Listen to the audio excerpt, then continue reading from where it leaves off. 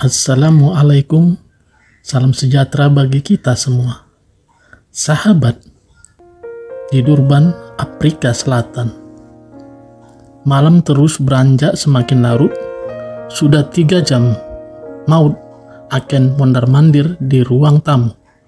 Sambil berkali-kali melihat jam dinding, sesekali perempuan tua itu membuka pintu, berharap Joy, anak gadisnya, datang. Biasanya Joy sampai di rumah tak lewat pukul 7 malam. Tapi malam itu wajah cantik anaknya tak juga muncul hingga pukul 10 malam. Padahal pihak kantor bilang Joy pulang pukul 6 sore. Perasaan keibuannya mengatakan ada sesuatu yang tak beres dengan anak gadisnya. Tapi perasaannya tak mampu membedakan. Apakah Joy mengalami? Jangan-jangan, tidak. Berkali-kali ia menyuruh Colin, anak laki-lakinya, untuk pergi ke kantor Joy. Berkali-kali itu pula Colin menolak. Buat apa ke sana? Dia kan sudah keluar kantor, bantahnya. Jawaban itu membuat ibunya kesal, tapi ia tahu Colin benar. Mulutnya tampak berkomat kamit tipis, merapalkan sesuatu. Entah gerutu, entah doa. Baju pesta sia-sia semakin malam. Maud tampak semakin gusar. Tiba-tiba saja ia menjadi begitu benci terhadap malam. Karena gelap selalu menjadi persembunyian orang-orang jahat yang melakukan tindak kriminal.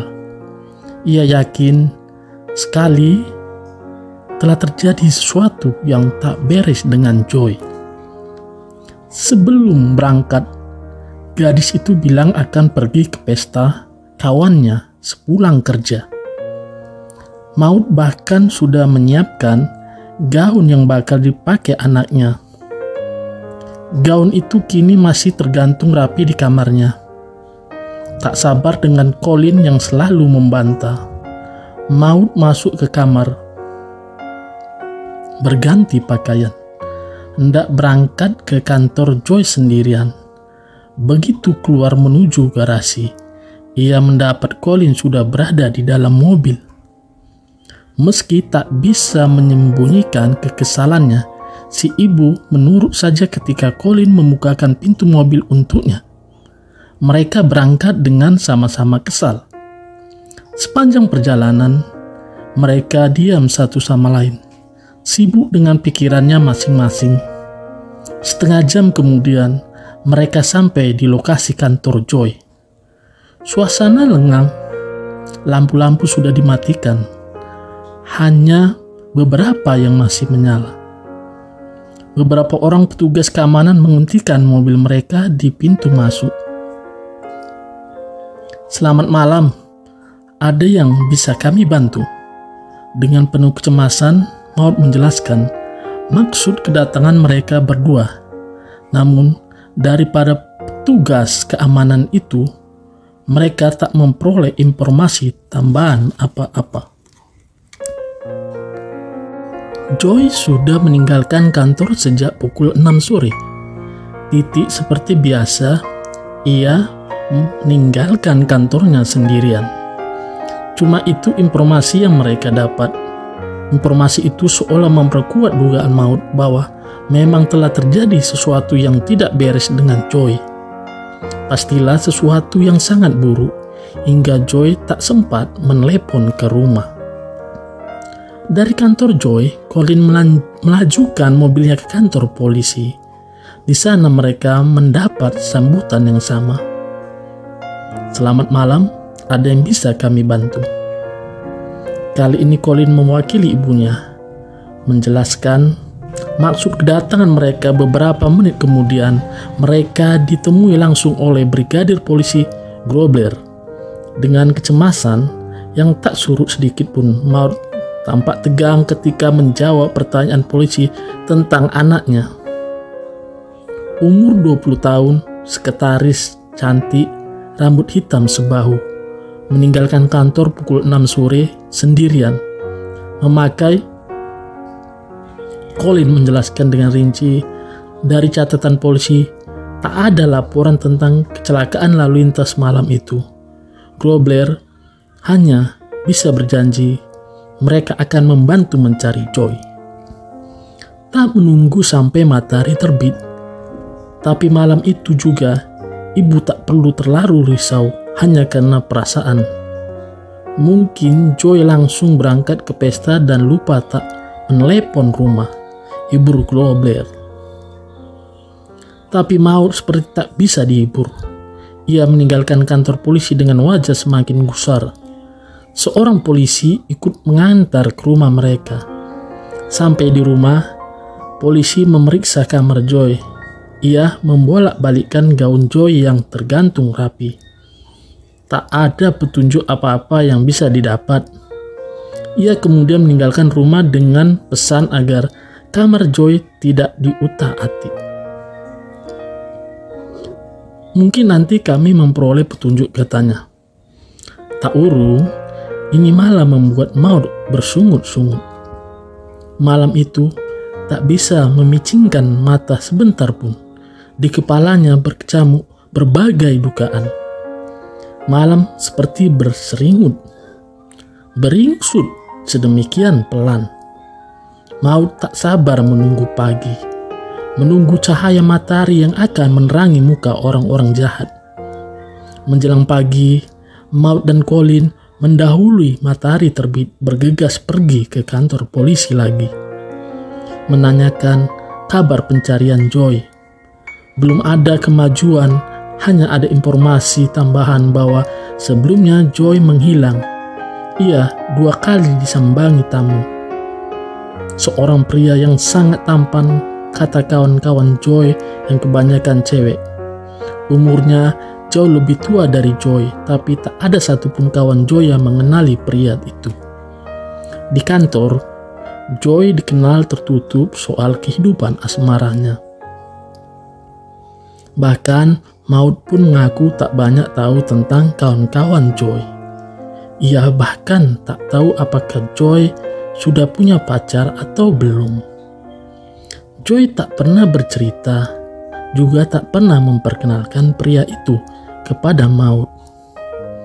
Cindy, kawan dekat Joy di kantor, mengatakan kepada polisi bahwa ia pernah berpapasan dengan Joy bersama pria tampan itu. Mengendarai mobil Ford Anglia warna merah. Semua kawan Joy dimintai keterangan tentang pria itu, tapi tak banyak informasi yang didapatkan. Setiap kali polisi bertanya kepada mereka, jawaban pertama adalah bahwa pria itu tampan, sangat tampan. Jawaban khas perempuan. Menurut dugaan mereka, pria itu umurnya kira-kira belasan tahun di atas Joy. Ia pernah 2 kali menjemput Joy ke kantor. Pada kunjungan pertama, keduanya tampak akrab, mesra. Tapi pada kunjungan kedua, Joy tampak seperti menyembunyikan rasa kesal pada pria itu. Cuma itu informasi yang bisa digali polisi. Jelas saja, polisi tak bisa mempersempit pencarian hanya dengan bekal informasi itu. Di Durban, ada ribuan pria tampan dan mobil Anglia merah. Salah satunya adalah saya, kata Grobler berkelakar kepada ajun brigadir polisi Leon, salah seorang anak buahnya. Ia berani bergurau ketika Maud sudah meninggalkan kantor polisi. Hari itu juga Maud menelepon John, suaminya yang bekerja di Pretoria, memintanya pulang. Selama ini, John dan Joy adalah 2 seteru yang tak pernah akur. Meski Joy adalah anak kandung John sendiri, hubungan keduanya jauh dari kesan hubungan seorang ayah dan anak. Joy tak pernah menggubris ucapan bapaknya. Ayahnya pun tak pernah peduli dengan apa yang terjadi pada anak gadisnya. Maud curiga suaminya ikut bertanggung jawab terhadap hilangnya Joy. Tapi ia tak mengatakan hal itu kepada polisi. Ia tak ingin masalah keluarganya menjadi catatan polisi. Merasa dicurigai, John tak sanggup menahan murkanya. Binatang buas saja takkan memangsa anaknya sendiri, umpatnya sambil meninggalkan Maud. Teropong pakaian dalam hingga seminggu sejak Joy hilang. Belum ada tanda-tanda polisi menemukan jejaknya. Polisi tak bisa diandalkan, keluh Maud di depan Grobler ketika kekesalannya memuncak. Polisi bukan dewa, Bu, elak Grobler, tapi ia cuma mengucapkannya dalam hati. Ia takut menyinggung perasaan Maud. Tiap malam, Maud tidur tak lebih dari 4 jam. Seminggu sejak Joy hilang, wajahnya tampak kusut, asmanya sampai kumat. Colin pun ikut merasa bersalah atas hilangnya Joy. Bahkan John, ayahnya, sampai mengambil cuti kerja di hari ke-8. Colin menyarankan ibunya untuk minta bantuan Nelson Palmer, seorang paranormal yang juga mantan kepala SMA tempat Colin dan Joy bersekolah dulu. Awalnya, Maud tak menghiraukan saran Colin. Ia tak begitu percaya dengan semua yang berbau klinik. Tapi Colin kemudian berhasil meyakinkan ibunya bahwa Nelson tidak seperti paranormal kebanyakan. Di kalangan orang-orang dekatnya, Nelson dikenal sebagai paranormal, nyentrik, misterius, dan sangat pilih-pilih. Ia lebih sering menolak permintaan daripada mengabulkan. Ia bisa melihat sesuatu di tempat yang jauh, tapi ia sendiri tidak mau disebut paranormal. Ilmu yang saya gunakan ini sama sekali bukan klinik. Sama seperti teknologi telepon yang memungkinkan 2 orang bicara dari tempat yang jauh. Saya tidak menggunakan kemampuan saya secara sembarangan, katanya kepada Maud.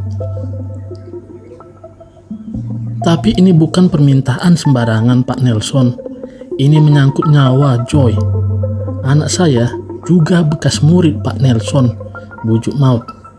Dengan bantuan wajahnya yang memelas, Maud tak butuh waktu lama untuk membuat Nelson menganggukkan kepala.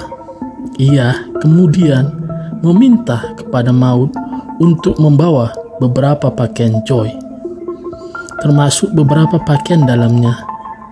Maaf, saya tak bermaksud jorok, tapi saya ingin mengetahui sebuah rahasia. Saya perlu barang yang sangat pribadi.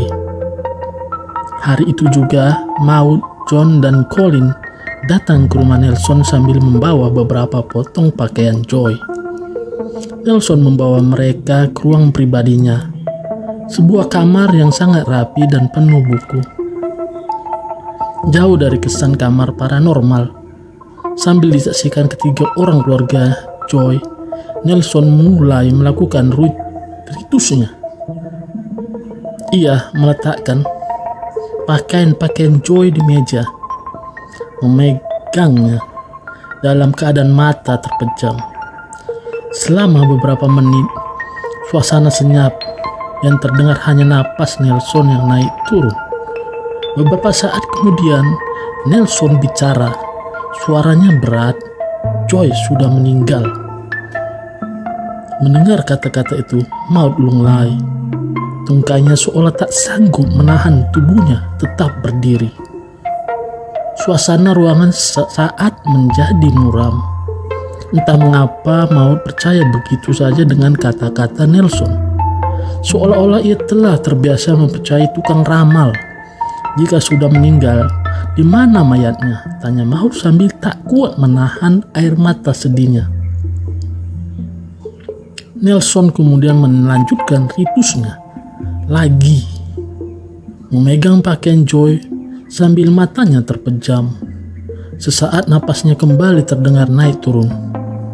Dia ada di sebuah tempat, seperti sebuah saluran air. Di dekatnya ada bukit. Ia bicara terputus-putus seperti sedang mengamati sebuah tempat. Ketika Nelson membuka matanya, mereka berempat saling berpandangan. "Aku tahu tempatnya, jika kalian mau, antarkan aku ke sana," katanya tanpa menunggu jarum menit pindah angka. Mereka berempat segera berangkat. Colin menyetir sementara Nelson menjadi penunjuk jalan. Mereka melaju ke arah selatan hingga keluar dari Durban. Telah puluhan kilometer mereka tempuh, tapi Nelson belum juga menyuruhnya berhenti. Ia terus bilang, "Lurus, belok kiri, belok kanan." Wajahnya yang masam selalu memandang lurus ke depan. Matanya seperti tak pernah berkedip. Lelaki tua yang sangat aneh, pikir Maud. Nelson tak pernah bicara kecuali tanya. Tampangnya tampak sangat pas untuk memerankan tokoh antagonis di film-film misteri. Sedemikian jauhnya jarak tempuh mereka, Maud sampai kelihatan teler dan berkali-kali mengubah posisi duduknya. Namun, ia tak berani bertanya macam-macam kepada Nelson. Ketika hampir saja Maud angkat suara, Nelson menyuruh Colin menghentikan dan meminggirkan mobil. Tepat ketika mereka berada di antara dua buah bukit di wilayah Tualumi, Nelson turun dari mobil, kemudian berjalan turun ke arah lereng bukit. Colin dan John mengikuti dari belakang, sementara Maud tinggal di mobil. Nelson terus menuruni lereng bukit hingga ia sampai di depan sebuah pintu gorong-gorong. Ia berhenti di sana, mengamati lubang gorong-gorong yang gelap dan kotor. Baunya busuk, tampaknya memang bau mayat. Tapi karena bagian dalam saluran air itu gelap, mereka bertiga tak bisa melihat apa-apa. "Sebaiknya kamu minta bantuan polisi," kata Nelson kepada Colin. Dengan sigap, Colin kemudian meninggalkan Nelson mencari kantor polisi terdekat. Setengah jam kemudian ia kembali. Nelson masih berada di tempat semula dengan posisi berdiri, tak berubah seperti ketika ditinggal oleh Colin. Berbekal berbagai alat bantu untuk medan sulit, polisi tak kesulitan masuk ke dalam gorong-gorong. Beberapa menit kemudian mereka keluar membawa potongan tubuh manusia. Tak salah lagi, tubuh Joy. Tubuhnya dipotong menjadi dua bagian. Di kepalanya masih tampak sisa luka tembakan, sementara organ-organ bagian perutnya terburai keluar. Colin dan John bergidik melihatnya. Untung saja Maud tak ikut turun ke bawah. Jika melihat, ia pasti perlu digotong untuk menaiki lereng.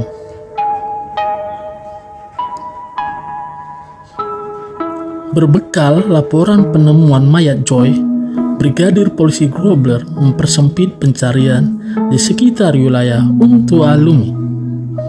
Berdasarkan catatan polisi, di daerah itu ada 8 orang yang memiliki mobil Anglia warna merah, tapi tak ada satupun yang sangat tampan, gurau Leon kepada Grobler.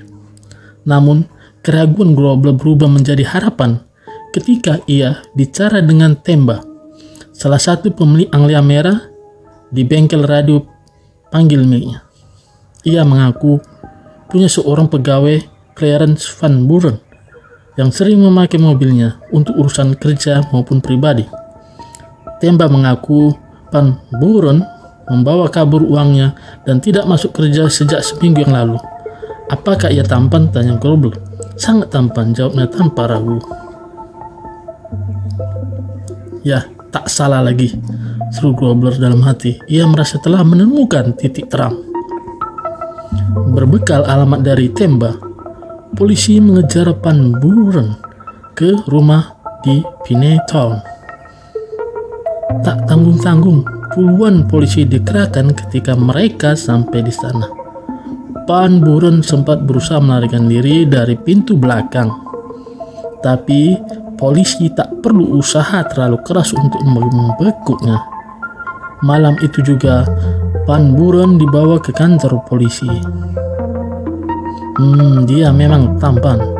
Cewek itu tak salah, pantas saja Joy jatuh cinta, kata Grobler kepada Leon. Di depan Grobler, Van Buren bersikuku menyangkal telah membunuh Joy. Ia bahkan mengaku terkejut mengetahui Joy meninggal dunia. Ia tak menyangkal dirinya kenal dekat dengan Joy dan pernah datang 2 kali ke kantornya. Ia juga mengaku pernah mengajak Joy berjalan-jalan dengan mobil Anglia merah milik Temba. Pengakuannya sama persis dengan cerita kawan-kawan Joy. Bagaimana logikanya saya membunuh orang yang saya sukai? Elek Van Buren. Lalu, mengapa Anda berusaha kabur ketika polisi datang? Desak Grobler. Saya kira polisi mau menangkap saya karena membawa kabur uang Pak Temba, jawabnya. Anda sudah punya istri dan anak, mengapa masih berhubungan dengan Joy? Tanya Grobler. Saya pikir urusan selingkuh bukan tindakan kriminal, tukasnya. Van Buren mengaku pada malam kehilangan Joy, ia berada di rumahnya di Pineton. Ia bahkan menyarankan polisi memeriksa John, ayah Joy. Saya tak bermaksud menuduh, tapi mungkin polisi bisa memperoleh informasi, ujarnya. Menurut pengakuannya, Joy sering curhat kepadanya bahwa ia sering bertengkar dengan ayahnya, hingga berjam-jam interogasi.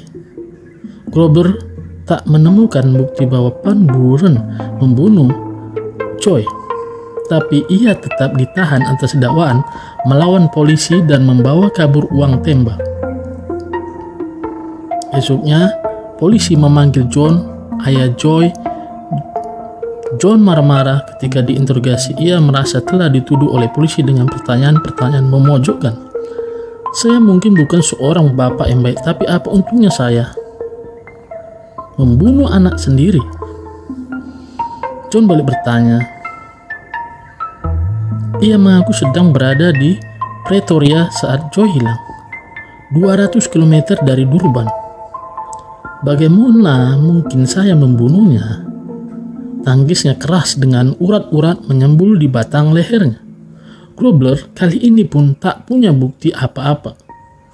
Perusahaan tempat John bekerja di Pretoria memberikan kesaksian bahwa John tidak pernah meninggalkan pekerjaan selama sebulan terakhir.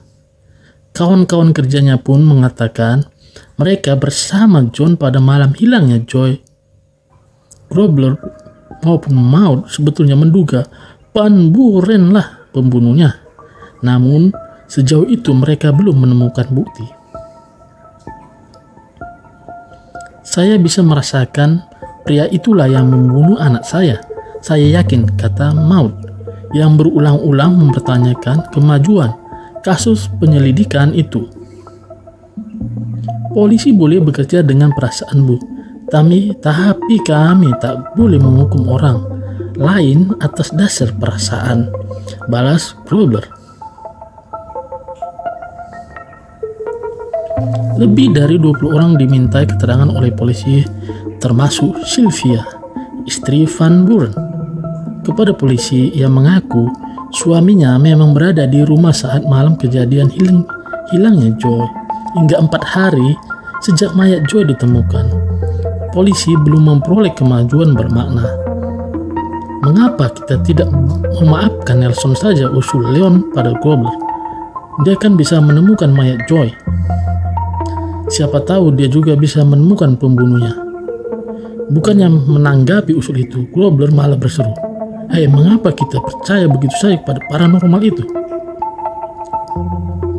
Maksud Pak Grobler, saya justru curiga kepada paranormal itu. Dia bisa menemukan mayat yang berada di puluhan kilometer dari rumahnya. Jangan-jangan dia tahu pembunuhan ini. Kalau dia memang paranormal kondang, mengapa selama ini kita tidak pernah mendengar berita tentang kehebatannya? Sebaiknya kita tidak berprasangka buruk pada Nelson. Kalau dia tahu kita mencurigainya, dia pasti tidak akan mau menolong kita lagi. Siapa tahu kita masih butuh pertolongannya. Oke, kita coba saja. Esoknya, Grobler mengundang Nelson Palmer ke ruang kerjanya. Dia sengaja mengajak Nelson mengobrol. Layaknya sedang berkonsultasi, ia tak ingin Nelson merasa dicurigai. Jika saya boleh tahu, bagaimana Anda menemukan mayat Joy di tempat yang jaraknya puluhan kilometer dari rumah Anda? Itu hanya sedikit kemujuran, jawabnya merendah. Apakah Anda punya penjelasannya buat polisi seperti saya? Kami menyebutnya psikometri. Saya baru menguasainya ketika umur saya lebih dari 50 tahun. Ilmu ini tak beda jauh dengan ilmu listrik atau medan magnet.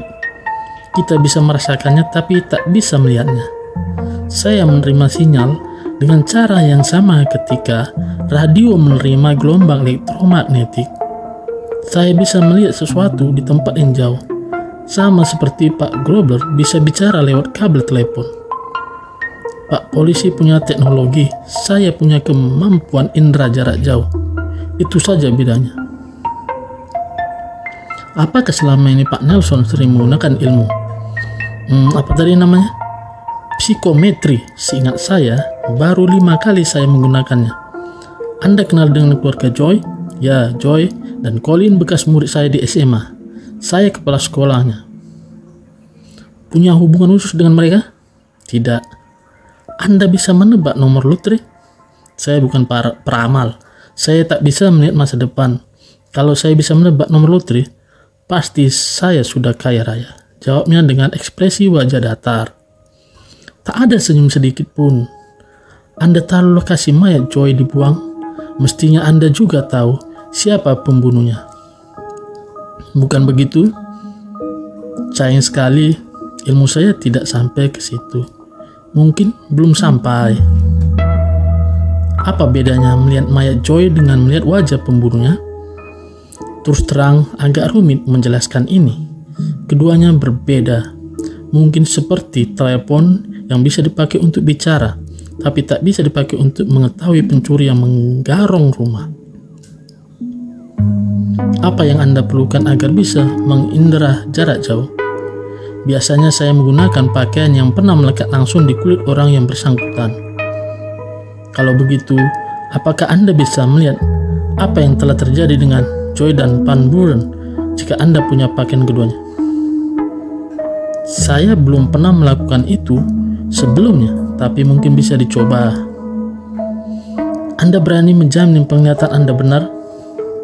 Saya tak bisa menjamin, tapi saya menawarkan jalan tengah. Saya mengindera dan polisi mencari bukti. Klop kan? Pintar juga Anda rupanya. Anda tidak sebodoh tampang Anda, gumam Grobler di dalam hati. Apakah Anda bisa membaca pikiran saya? Tanya Grobler sedikit khawatir. Jangan-jangan Nelson bisa membaca pikiran. Saya tak bisa membaca pikiran orang, tapi saya bisa merasakan Pak Grobler. Pak Grobler meragukan saya, jawabnya. Grobler diam saja. Hari itu juga Grobler meminta Leon mengumpulkan beberapa potong pakaian Van Buren dan Joy, termasuk pakaian dalam mereka. Van Buren sendiri tak tahu celana kolornya akan dipertemukan dengan celana dalam Joy di depan Nelson. Setelah pakaian itu terkumpul, Grobler dan Leon membawanya ke Nelson. Di ruang pribadinya, Nelson kembali melakukan ritusnya atau ritualnya.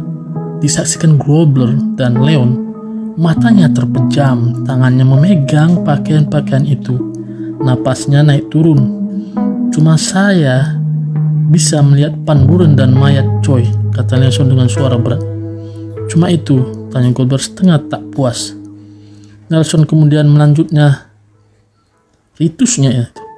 Bermenit-menit kemudian, ia baru berujar sambil tetap memejamkan mata.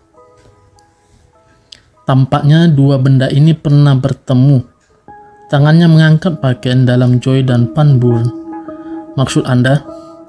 Apakah saya perlu menjelaskan? Maksud Anda mereka pernah melakukan hubungan seksual? Nelson tak menjawab pertanyaan itu dan menganggap Grobler percaya dengan pepatah.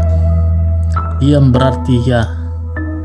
Tapi Grobler masih tampak kurang puas dengan penemuan itu. Merasa tak dapat mengindera lebih banyak lagi, Nelson menghentikan ritus itu. Esoknya, polisi minta bantuan dokter untuk memeriksa potongan mayat Joy lebih detail lagi, terutama organ bagian perutnya yang dipotong-potong. Dari pemeriksaan itu, dokter menyimpulkan tak ada indikasi pemerkosaan. Tapi dokter mendapatkan sesuatu yang sangat penting. Mereka menemukan sisa sel-sel janin di organ-organ bagian perut yang terburai. Tak banyak, tapi cukup sebagai bukti untuk membuat kesimpulan. Hebat juga paranormal ini, kata Grobler kepada Leon. Paranormal meramal, polisi mencari bukti, balas Leon, menirukan ucapan Nelson. Pada interogasi selanjutnya, Van Buren mengakui dirinya pernah melakukan hubungan seksual dengan Joy. Namun, Van Buren lagi-lagi berhasil mengelak. Itu bagian dari perselingkuhan biasa kan? Dia juga mengaku tak tahu kalau Joy hamil.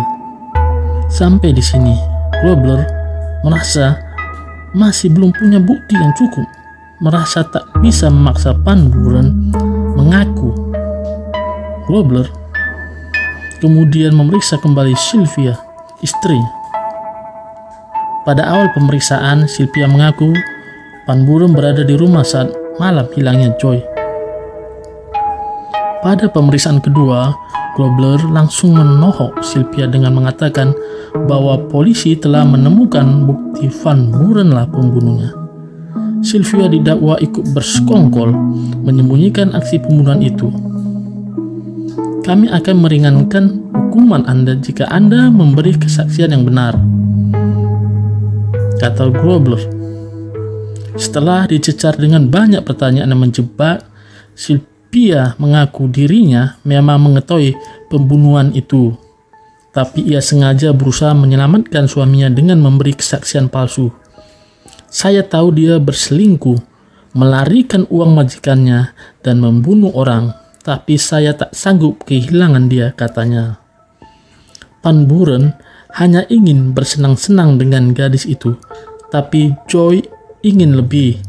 Dia sengaja membuang janin di perut Joy supaya, kalaupun mayatnya ditemukan, polisi tak akan menemukan motif pembunuhan itu, imbuh Sylvia. Mendengar kesaksian itu, Leon sekali lagi berbisik di telinga Grobler. Nelson meramal, maut mengandalkan perasaan. Grobler mencari bukti.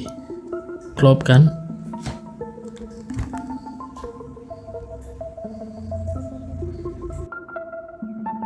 Oke sahabat, demikian cerita kita kali ini. Sampai bertemu di lain kesempatan. Sampaikan salam saya kepada orang yang ada di samping Anda dan juga yang ada di hati Anda. Wassalam. Bye-bye.